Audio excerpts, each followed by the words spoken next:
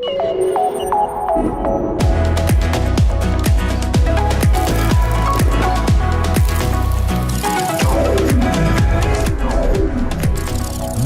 is NAB Show Live.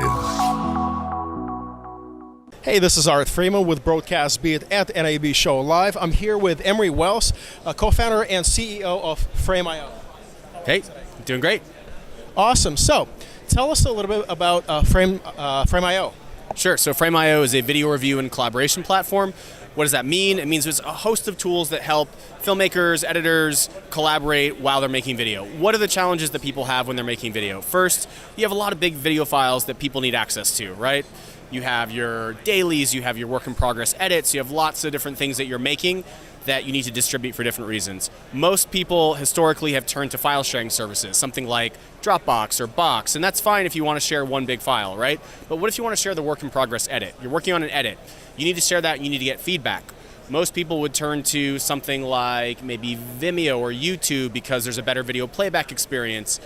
But all of the collaboration would happen via email. So you'd send this link out, potentially with a password on it, and then you have this conversation via email. But it's actually really hard to communicate about moving video in a static email. I'm sure you've had many conversations in email where you're saying like, okay, so at 1 minute and 10 seconds in 2 frames, there's this thing that's happening in the upper right-hand corner, and then the thing he says after that should come before the thing he said before, and then, oh, that bit we cut out last week, let's cut that out, right? It's impossible to have a coherent conversation if you even have it at all. What happens in most cases is feedback paralysis. If I send you a video, you immediately have tons of thoughts about it. It's very clear in your mind, but you don't really know how to communicate it because you start writing that email and you're like, oh man, this sucks. I'm gonna just wait till I can sit down with the editor tomorrow or whatever the case may be.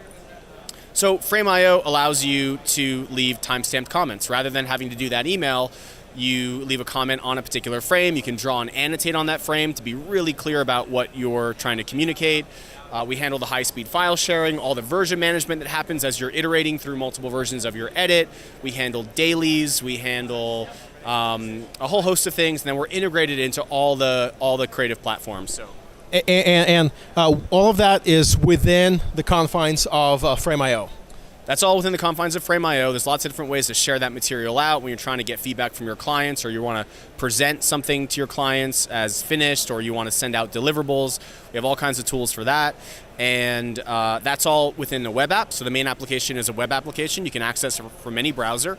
But then we also have integrations with the creative tools. We are one of the first companies to launch a panel in Premiere Pro and After Effects. We were the launch partner with Apple for their workflow extensions, which we launched late last year.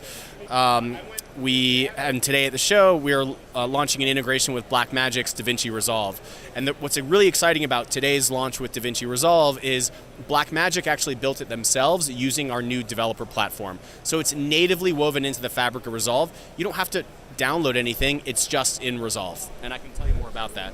Right, and your target audience today, could you outline them for our audience? Sure.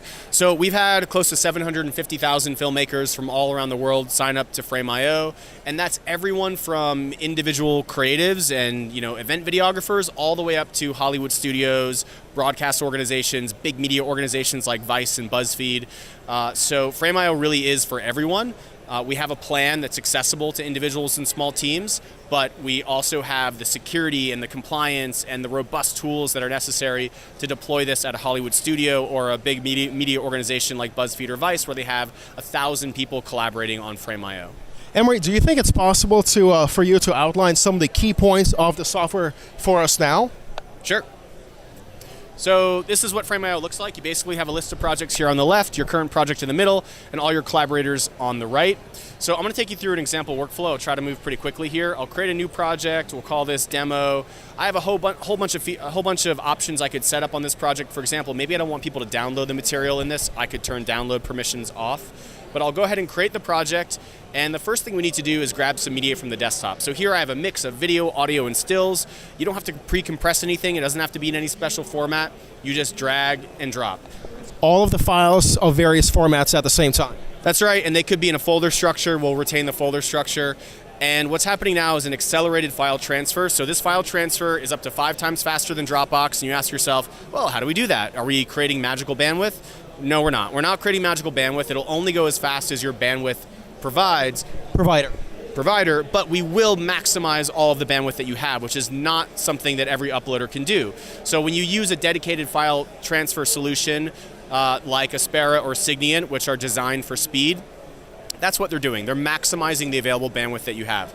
We've built that natively into Frame.io. You don't have to download any additional software, which you usually have to do with the other dedicated solutions. It's just built in, it's native. So we store that original file. If you uploaded 4K ProRes files, that's what we upload and store. But we generate these proxies and these hover scrubs. So you can just hover over a clip, get a quick idea, see this headlight shot. I can spacebar, and I can preview it that way.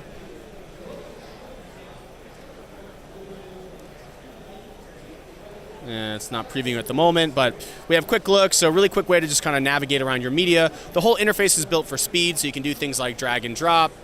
Now, if I wanted to add somebody to this project, I can do it via this Add Collaborator button, and I will add a colleague here.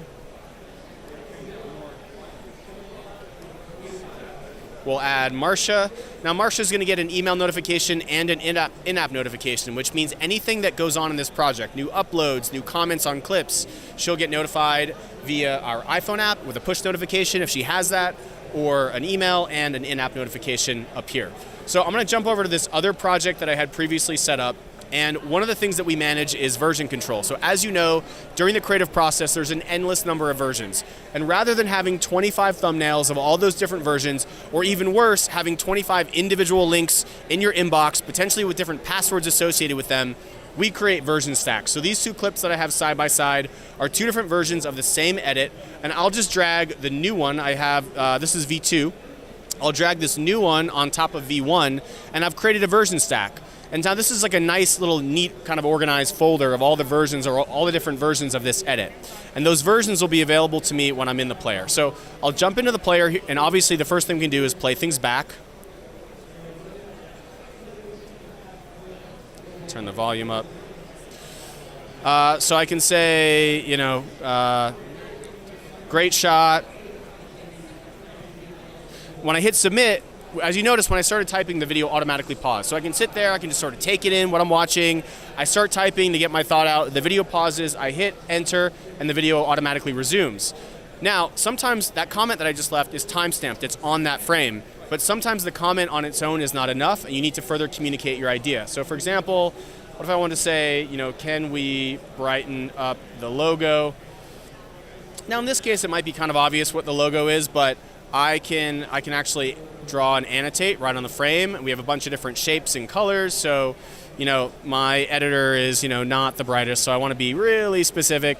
And I can even add things like a hashtag. I'll say hashtag legal.